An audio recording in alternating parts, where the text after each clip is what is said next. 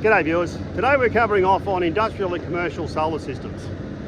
Now most companies, when they have these things installed, they'll stick them on their system, they'll put them on their roof, they'll notice that they're getting a really great return on their investment, and from that point forward they pretty well don't do anything about it. Now also you'd be wondering why, if I do have a commercial or industrial solar system, why would I bother getting it serviced and looked at? Well, let's just have a look here.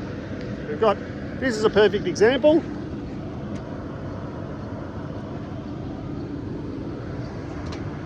And as you can see,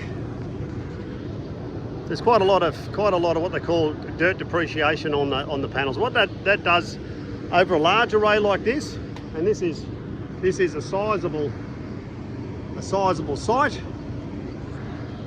What that does, that has a huge effect on the amount of power that you're not generating.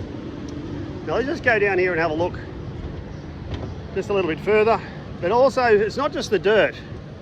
There are so many points on these systems that are possibly weak points, or where things could go possibly wrong. So it's in your best interest to make sure, and an annual inspection is the best on a commercial system. Like I say, there are so many things that can go wrong. Let's go and have a look.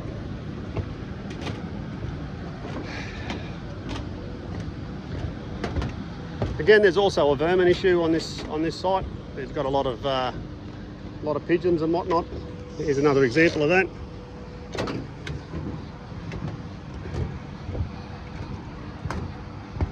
And as you can see, pigeons make quite a mess. G'day, Jack. Howdy.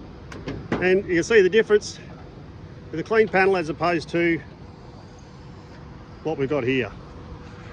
Now over the year, that can equate to a huge cost actually, because you're just not generating that power. Anyway, that's it. Solar Doctor. See you next time.